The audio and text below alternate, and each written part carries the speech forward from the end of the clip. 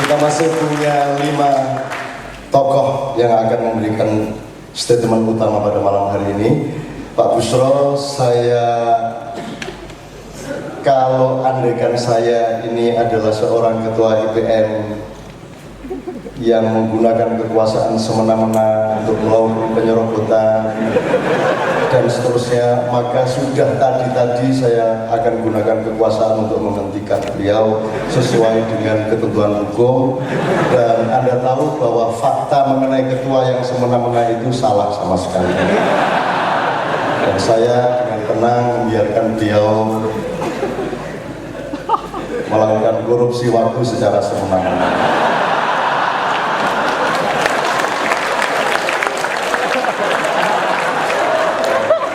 Selebihnya sebenarnya faktual sih yang dia omongkan, dan saya tidak akan memberi fakta yang lain karena saya sangat gembira melihat beliau bahagia pada malam hari ini, dan itu baru saya lihat setelah 40 tahun kami bergaul. Selama ini kalau saya kasih fakta yang lain nanti beliau akan batal kegembiraannya. Beliau tadi hanya mengatakan bahwa ketua IPN diserobot oleh ketua IPN. Kata diserobot itu kan harus dilengkapi dengan subjek dan objeknya. Tapi tadi kan cuma disebut diserobot, itu kan asumsi dari jaksa. Padahal yang bersangkutan ini, si Yayah ini, itu nangis, mengeluh, siapa lagi kalau tidak ke ketua?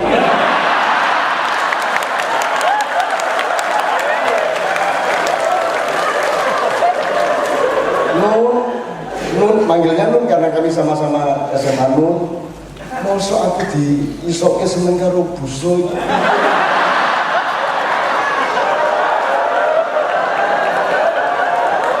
Ayo jenengku jatuh Nun.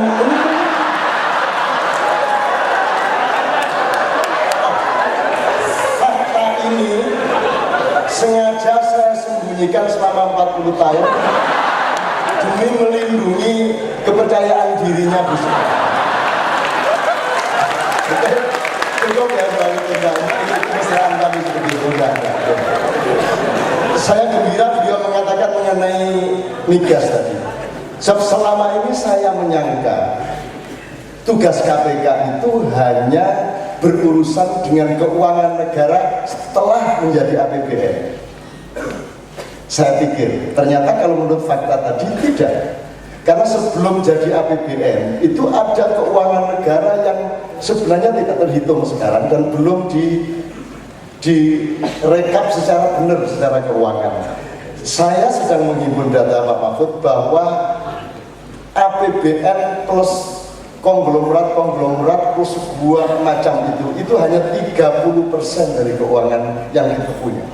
Yang 70% itu sebenarnya adalah dikoceknya BUMN yang jumlahnya 220. Migas tok segitu. Padahal ada 220 BUMN. Ya. Misalnya gini, saya kasih contoh. Indosemen, Indofood, Bogasari dengan company-nya itu paling banyak omsetnya 45 triliun. Sementara Pertamina saja itu sekitar hampir 500 triliun, itu baru satu BUMN. Nah, malam hari ini kita mendapat kejelasan dari Pak Bushro bahwa sebelum dia masuk jadi APBN pun dia sudah boleh menjadi wilayah penyelidikan KPK kalau itu tidak benar jalannya sesuai dengan ketentuan maka KPK boleh melacaknya. Saya kira kita tepuk tangan untuk itu.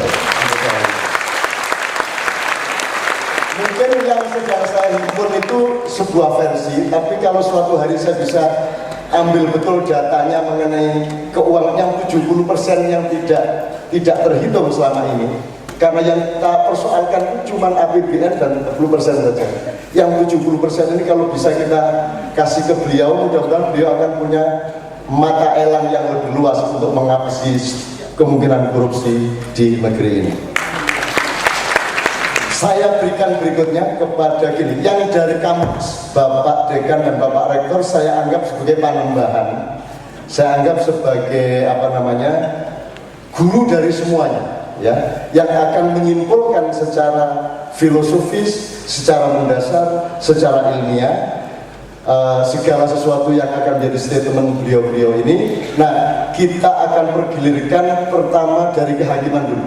Jadi saya kira pertama Bapak Sahlan dulu, Bapak Sahlan Said dulu, kemudian Bapak, saya Pak Selamat, jadi dari kehakiman dulu, dan saya. Terima kasih. Assalamualaikum warahmatullahi wabarakatuh. Saya ini pernah jadi hakim tapi keluar, dan saya mau mengingatkan adanya hadis. Saya nggak tahu hadis ini dhaif atau sahih. Cak Ainun barangkali lebih paham. Kata Nabi, tunggu saja saat kehancuran negara, manakala pencuri-pencuri kelas teri, mbok-mbok nyuri kokal, bapak-bapak haus nyuri semangka dihukum berat, sementara koruptor-koruptor kelas tinggi dibebaskan, kalau dihukum dapat remisi berkali-kali dari presiden. Terima kasih.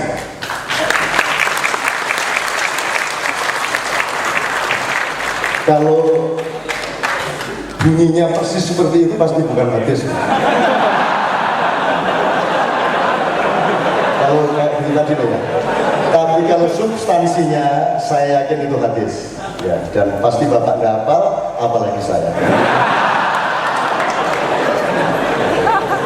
Tapi saya kira sangat relevan kalau Rasulullah SAW mengucapkan dan memberi peringatan kepada umatnya seperti itu. Saya kira sangat yakin saya bahwa itu benar. Mungkin saya tidak tahu tingkat mutawatir, apa sahih atau dhaif atau tidak. Tapi saya kira itu sangat masuk akal dan saya yakin itu hadis. Cuman masalahnya fantadiri sa'ah, itu ending kalimatnya fantadiri sa'ah. Itu fantadirinya entenono. Tunggulah as-sa'ah itu waktu dengan konteks kehancurannya. Cuman Indonesia ini yang Rasulullah tidak begitu memperhitungkan adalah kehancuran bagi masyarakat dunia itu hanya 1/10 dibanding kehancuran bagi bangsa Indonesia. Kalau orang dunia sudah hancur, Indonesia masih 9 tahap lagi baru hancur. Ini masalahnya. Orang Indonesia itu tidak bisa dihancurkan. Hancur pun mereka tetap tidak hancur. Itu bangsa Indonesia. Ini masalahnya. Ini yang tidak dihitung oleh semua nabi. Jadi zaman Ronggo Warsito abad 18 itu sudah disebut amenangi zaman edan. Wong kang era melu edan ora bakal keduman. Zaman itu belum ada kolusi, belum ada maaf, belum ada apa-apa. Itu sudah disebut zaman edan. Nah sekarang ini zaman apa ini kayak gini? Tapi lihat, mana hancurnya, semua ketawa-ketawa, koruptor malah gini kan? Jadi saya kira nabi-nabi sedang rapat di langit untuk menentukan takaran kehancuran bagi bangsa kesayangan Allah ini. Ini adalah bangsa yang membutuhkan kehancuran yang lebih dahsyat karena mereka juga akan mengalami kebangkitan yang lebih dahsyat.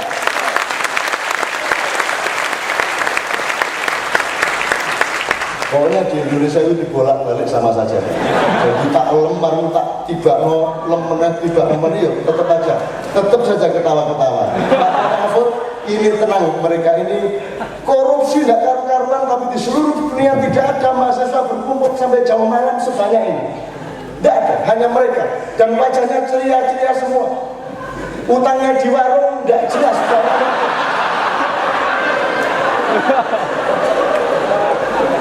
Orang tuanya kerjanya juga tidak jelas dan mereka berani kawin meskipun belum punya kerjaan. Ini bangsa Indonesia. Berani kredit motor, gajinya tidak cukup. Ini orang Indonesia bisa hancur. Jadi untuk fantadilisa apa? Bangsa kita membutuhkan tingkat kehancuran yang seberapa. Maka insya Allah akan ada kumpulan 25 nabi kumpul di sini untuk ngurusin bangsa Indonesia.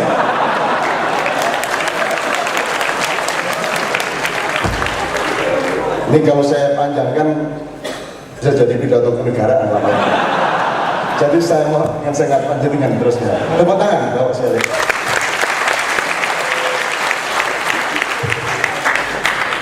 Assalamualaikum warahmatullahi wabarakatuh. Kalau berbicara tentang korupsi, tentu lingkupnya semuanya, mulai dari legislatif, eksekutif, yudikatif. Nah, di pengadilan itu juga ada korupsi. Tapi kalau saya cerita korupsi di pengadilan, berarti saya nanti mengambil kompetensinya bukan, kompetensinya Komisi Yudisial, dan kompetensinya ICW. Karena itu saya persilahkan nanti yang terakhir tinggal Komisi Yudisial yang mengawasi hakim, sehingga datanya lebih banyak di tangan Pak Suparman daripada di tangan saya, sehingga Pak Parman lah yang lebih tepat cerita itu. Yang ingin saya tekankan adalah bahwa problem penegakan hukum di bidang korupsi ini pertama-tama adalah problem undang-undang. Kalau untuk pejabat publik, pegawai negeri, dalam praktek itu atau sesuai dengan rancangan undang-undang dibuat, itu memang pasal 3 yang ancamannya minimal 1 tahun diperuntukkan bagi pegawai negeri, pejabat publik. Dan ancamannya yang berat, pasal 2, itu memang dimaksudkan untuk para pengusaha. Tapi itu terbalik sebenarnya. Seharusnya pejabat negara, pejabat publik atau pegawai negeri itu karena sudah digaji oleh negara, harusnya jauh lebih berat. Terakhir, ketika rancangan undang-undang korupsi diajukan, sanksi ini mau diturunkan lagi, diperingat, baik oleh eksekutif dan disetujui oleh legislatif, meskipun belum dalam pengertian yang formal, dalam wacana. Mereka sudah mempersepsikan dirinya. Saya melihat mereka setuju sanksi yang lebih rendah itu karena mereka sudah mempersepsikan dirinya calon-calon yang akan diadili. Sehingga kalau hukumannya rendah, berarti saya akan mendapatkan ancaman yang rendah kalau siap terbongkar oleh KPK atau jaksa. Jadi ada problem hukum di sini.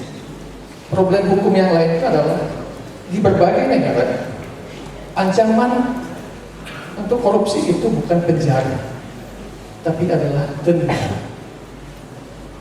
Denda itu adalah kelipatan dari kerugian negara yang ditimbulkan oleh si koruptor. Jadi kalau Pak Mahfud mengistilahkan pemiskinan koruptor, itu jalannya adalah mengikuti tren internasional bahwa sanksi untuk tindak pidana korupsi itu adalah denda. Negara semakin kaya, koruptor semakin miskin. Dan di beberapa negara itu relatif sukses. Yang terakhir yang ingin saya katakan adalah bahwa korupsi dalam prakteknya yang ada di lingkungan Mahkamah Agung itu, maksud saya kasus-kasus korupsi yang masuk di Mahkamah Agung itu tidak selamanya kasus-kasus besar. Ada yang korupsinya 1 juta, ada yang 5 juta, ada yang 20 juta.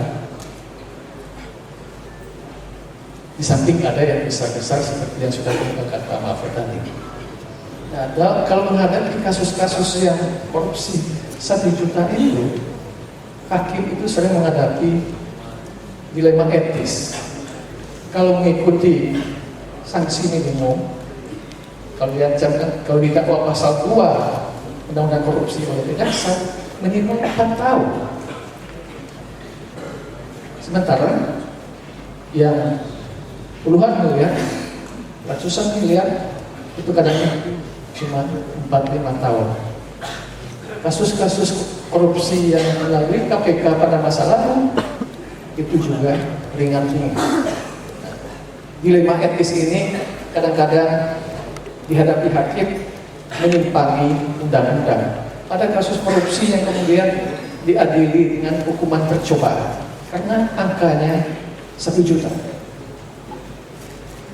Jadi itu dilema-dilema etis yang dihadapi oleh hakim ketika menghadapi kuantitas korupsi yang mulai dari yang sangat kecil sampai yang sangat besar, sementara aturan hukumnya membatasi sanksi minimal. Jadi untuk hal-hal tertentu ada juga yang memilih kalau 1 juta saja ya cukup percobaan saja begitu. Yang kadang-kadang juga tidak bisa dipahami oleh masyarakat. Meskipun banyak hal yang tidak dipahami masyarakat itu banyak pengaruhnya. Saya kira mengenai masalah pemberantasan korupsi ini, kalau dikatakan Pak Kamal tadi, atau Bang Kamal, kalau tidak sanggup pulang ke Jogja saja, saya pulang ke Jogja bukan karena tidak sanggup, tapi takut sama satu hadis. 2 di antara 3 hakim itu masuk neraka. Jadi bukan takut sama masyarakat, sama Pak Kamal. Jadi 2 di antara 3 hakim itu masuk neraka. Kalau jalan ke surga jadi hakim itu sudah mulai susah, mungkin saya akan pulang ke UII, cukup jadi dosen saja. Terima kasih. Pak Salman, ada cerita yang menunjukkan bahwa teman-teman legislatif itu sangat peka untuk tidak melakukan korupsi. Jadi ketika beliau naik pesawat, disuruh duduk di kursi eksekutif itu beliau menolak. Ya saya legislatif ya. Jadi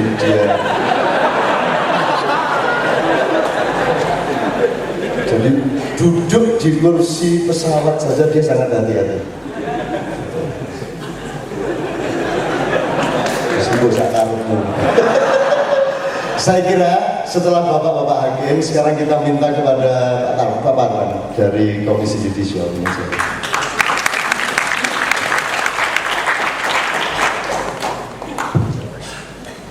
Terima kasih, saudara sekalian.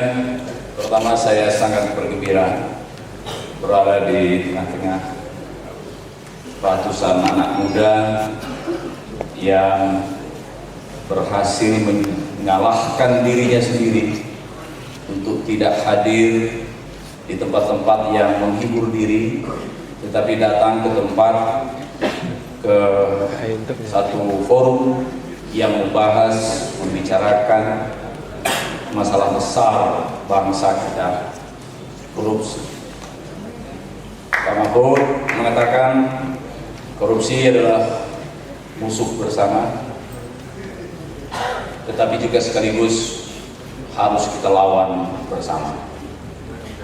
Korupsi bukan hanya melawan hukum, tetapi juga menghina martabat kemanusiaan, menghina bangsa, menghancurkan masa depan hidup dan kehidupan manusia. Oleh karena itu, buat saya, komitmen kita tentang hal ini, kesadaran kita tentang hal ini, jangan kesadaran insidental. Saat kita berhadapan dengan Cak Nun, bertemu Cak Nun, hadir dalam acara Kiai Kanjeng, diskusi, ceramah, demonstran, tapi harus menjadi kesadaran permanen. Mulai bangun tidur sampai tidur lagi, itu harus kita terus bangun kesadaran-kesadaran seperti itu. Kalau kesadaran insidental, ya kita hanya akan meriah sesaat saja, tapi setelah itu kita lupakan. Koruptor dadah-dadah, kita jawab dadah-dadah, ya kan? Dia begini, kita begini juga. Dia cuma 2, kita 5, nggak ada gunanya. Itu yang pertama. Yang kedua, lakukanlah perlawanan pada korupsi itu sekecil apapun yang bisa dilakukan. Dan hargailah tindakan perlawanan sekecil apapun.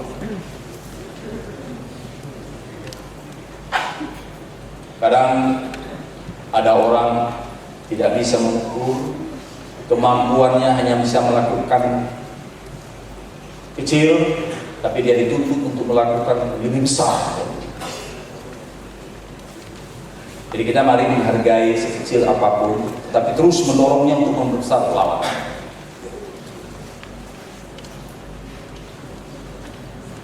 Inilah yang lebih penting buat saya untuk kita lakukan. Menghukum berat koruptor itu salah satu cara. Membangun kesadaran untuk menghindar itu juga cara. Melawannya dengan keras juga cara. Tanpa itu kita akan terjebak, baik dengan kesadaran maupun tanpa kesadaran kita. Kalau kita sudah masuk dalam arus putaran penyalahgunaan segala kesempatan yang kita miliki. Itu calon yang bisa saya katakan. Terima kasih. Pak Bambang, saya kira saya sangat terilhami. Jadi teman-teman semua ini mulai malam hari ini supaya tidak insidental. Ini tim Yogyakarta anti korupsi, kan gitu kan? Jadi kapan saja ada keperluan-keperluan yang menyangkut perjuangan beliau, Anda semua standby, kan gitu. Ini dari mana saja? UGM, UI, UIN, UNY, UAD, UMY, Universitas Muhammadiyah Jogja, Universitas Ahmad Dahlan, Universitas Negeri Yogyakarta, Universitas Gajah Mada, UIN, Universitas Islam Negeri, Universitas Insya Allah Islam, ya, Jari Busro. Jadi anytime melalui Mas Zainal kita memiliki keperluan-keperluan gerakan tertentu, entah apapun sifatnya, formulanya, kita standby. Berarti mungkin Pak Zainal langsung mengidentifikasi ini semua karena ada daftar hadir dan seterusnya barangkali. Ini bentuk tim itu enggak, jangan hanya serahkan kepada komandan batalion sama komandan peleton. Prajuritnya yang nomor satu, saya prajurit, gitu loh. Cuman tugas saya di depan komandan batalion, itu aja masalahnya. Tapi prajurit saya, gitu loh, sekalian. Oke, tapi ini tim bener ya. Nah, kita di setiap tempat punya tim seperti ini, punya tim supaya tidak insidental tadi itu. Jadi tepuk tangan untuk Anda semua. Karena yang datang di Taman Siswa kemarin juga mayoritas teman-teman ini juga. Iya, betul. Betul ya? Betul. Sama. Gitu loh. Anda kalau naik pesawat eksekutif apa legislatif? Sekarang Pak Budi Santoso saya Terima kasih. Assalamualaikum warahmatullahi wabarakatuh. Salam sejahtera untuk kita semua. Saya ingin berbicara dua hal saja. Satu yang sifatnya inspiratif dan informatif, tapi ini sekaligus menyangkut kepentingan teman-teman semua di sini, yaitu soal pendidikan. Pemerintah sudah memutuskan bahwa mulai tahun depan anggaran bantuan operasional sekolah dinaikkan secara signifikan sehingga SD dan SMP itu 100% gratis.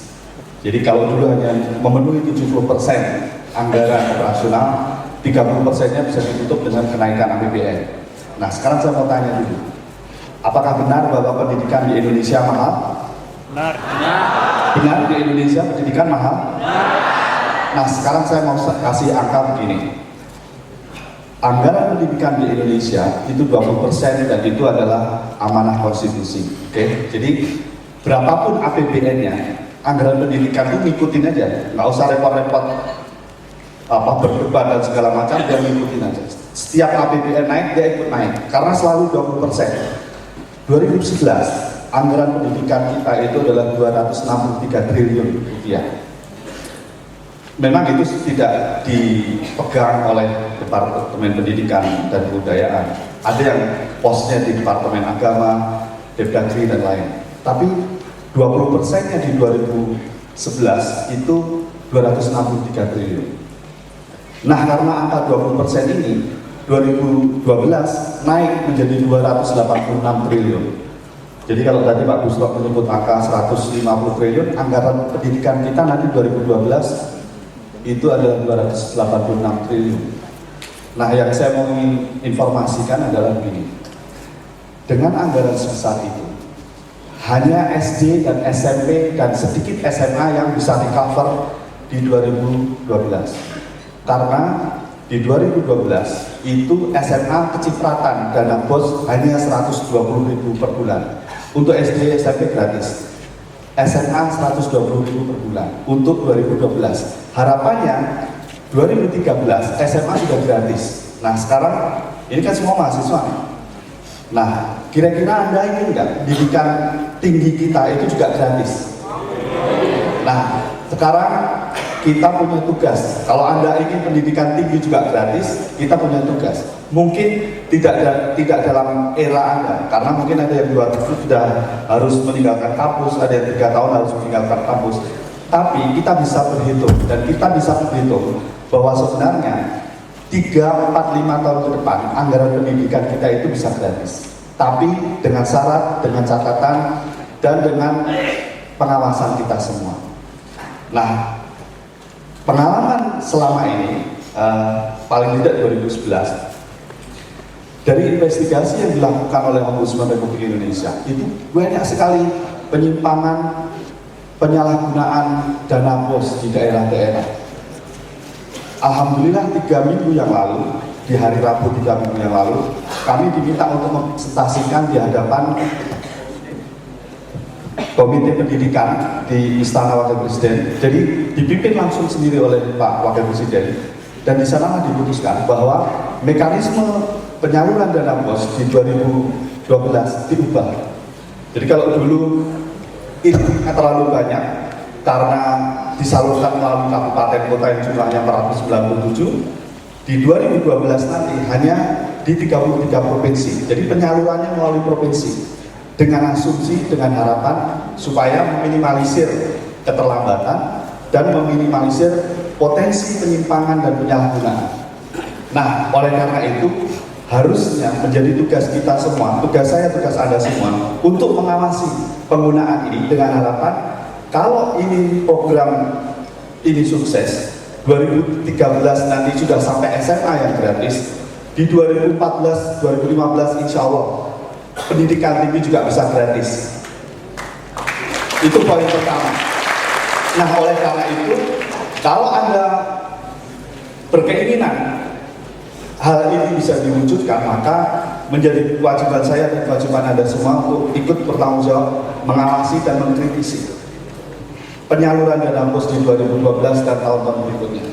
Anda bisa melaporkan kalau terjadi kecurangan, penyimpangan, dan apapun yang terkait dengan penyalahgunaan dana BOS. Nah, itu poin pertama yang bisa saya sampaikan. Yang kedua, saya tadi mendengar dari Pak Mahfud mengatakan soal sanksi pada kebetulan ini juga peringatan Hari Anti Korupsi tanggal 9 Desember, hari ulang tahun PUKAT.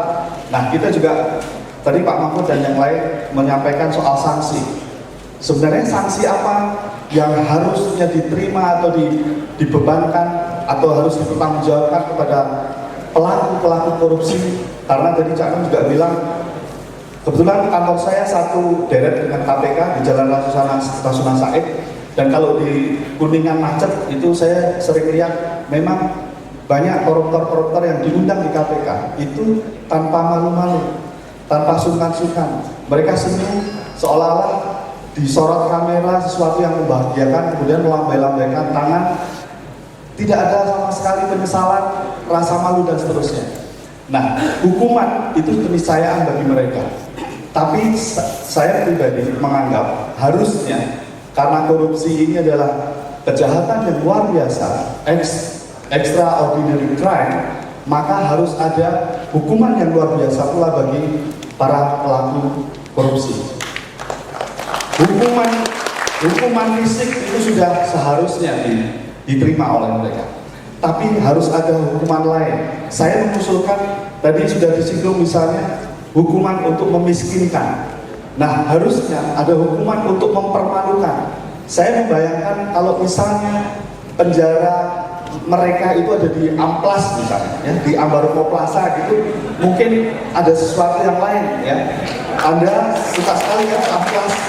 Jadi kalau penjaranya itu mungkin dia harus seluruh, misalnya dia harus dihukum 20 tahun atau seumur hidup, tidak sepanjang hidup dia dipenjara di tengah-tengah Amplas, Ambaroko Plaza, tapi mungkin 1 bulan atau 2 bulan dia dipertontonkan di situ, sehingga itu hukuman yang juga mempermalukan bagi mereka selain hukuman yang memiskinkan.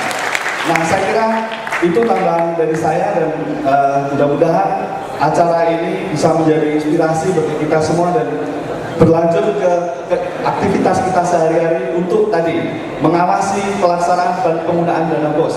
Urusan pendidikan adalah urusan kita semua, dan persoalan pendidikan adalah persoalan yang mendasar bagi saya, bagi Anda, dan bagi generasi berikutnya. Terima kasih. Wassalamualaikum warahmatullahi wabarakatuh.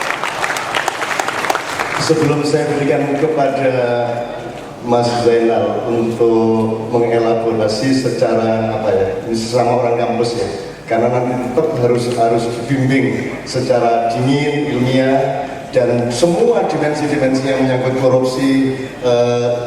Ini ada gerakan yang sifatnya radikal dalam arti frontal terhadap korupsi, ada juga pembelajaran berlapis-lapis, termasuk nanti mungkin ada yang kita tanyakan kepada Bapak Mahfud MD mengenai struktur katakanlah misalnya polisi itu kenapa kok di bawah presiden, kenapa ada di bawah Depdagri misalnya.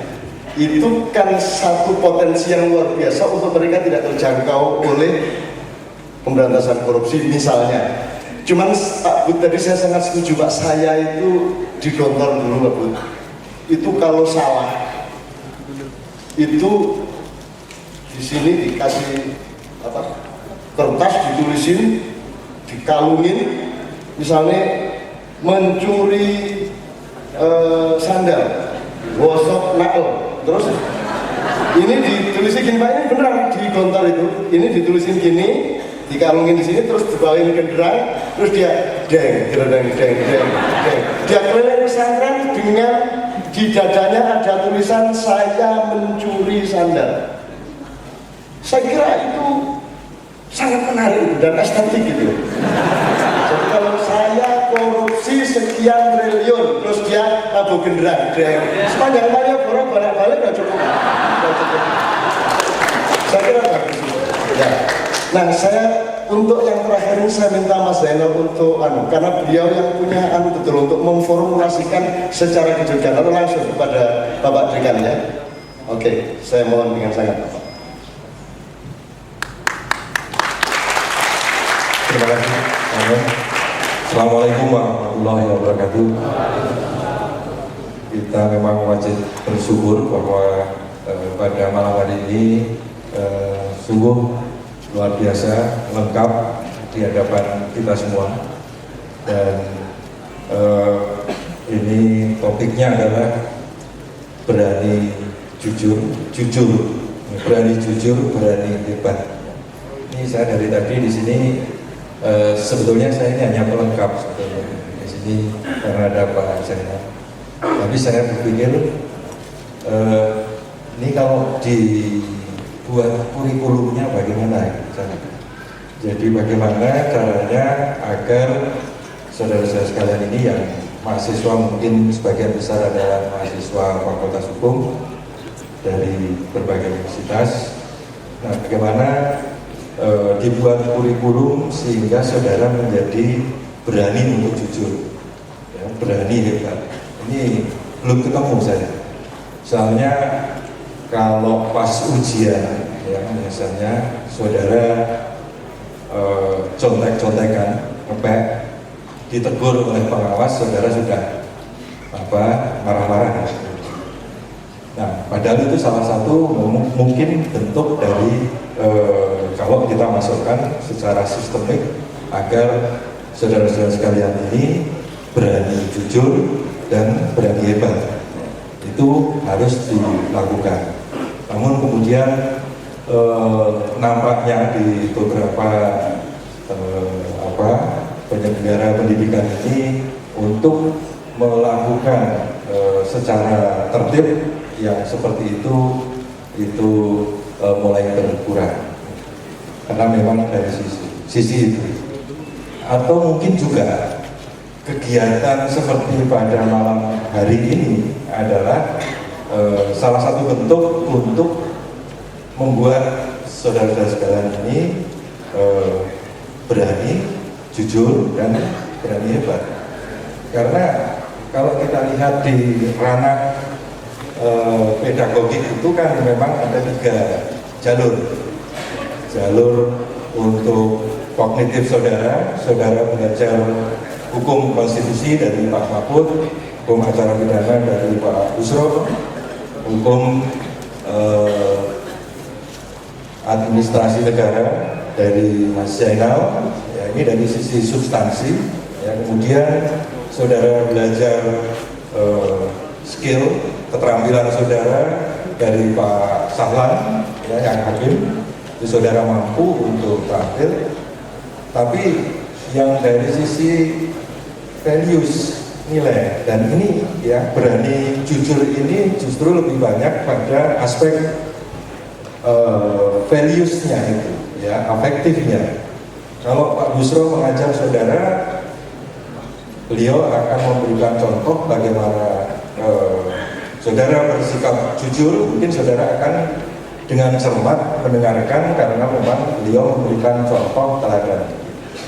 Tapi kalau itu dimasukkan secara sistemik dalam kurikulum, nah ini memang masih harus dicari metodenya bagaimana. Sudah ada mata kuliah agama, sudah ada mata kuliah kewarganegaraan dan sebagainya. Tapi ya saudara bisa nilainya A gitu ya. Tapi mungkin praktek keagamaan saudara juga belum sesuai dengan nilai A tersebut. Itu juga kewarganegaraan saudara mendapat nilai A, tapi cinta tanah air saudara mungkin tidak sebesar nilainya yaitu A tersebut. Nah ini memang yang masih harus dicari, dan ternyata memang tidak hanya di kita di Indonesia ini ya, yang kalau dilihat dari pendidikan hukum itu kita masih lemah dari aspek skill dan values. Di negara-negara maju pun mereka masih ada missing, yaitu mereka kehilangan atau kesulitan untuk mendapatkan values tadi. Apalagi misalnya di negara-negara Anglo-Saxon misalnya seperti di Amerika itu bahkan dituduh pendidikan hukumnya itu membahayakan human beings dari mahasiswanya. Karena mereka diajarkan untuk memenangkan kasus. Nah, sementara kasus itu macam-macam mungkin ya. Kliennya mungkin memang salah dan itu harus dimenangkan. Nah, mereka harus berpikir winning the case, thinking as a lawyer. Nah, itu mereka merasakan juga di sini ada kekurangan itu, kekurangan dari aspek values. Nah, tema pada malam hari ini berani jujur ini adalah dari aspek itunya. Nah, mungkin kalau sering-sering ya kita adakan semacam ini, Cak Nun mungkin bersedia itu dalam satu semester itu berapa kali gitu ya. Dan beliau-beliau juga bersedia seperti ini ya. Bayangkan saudara ini sekarang kalau dinilai dari nilai kuliah ya, proses belajar mengajar saudara ini sudah mendapatkan hal yang luar biasa ya. Datang dari narasumber ya, sumbernya ya, sumbernya ya, kecuali tadi ya yang saudara jangan diingat-ingat yang perseteruan antara Cak Nun dengan Pak Busro tadi, biar untuk beliau saja gitu ya.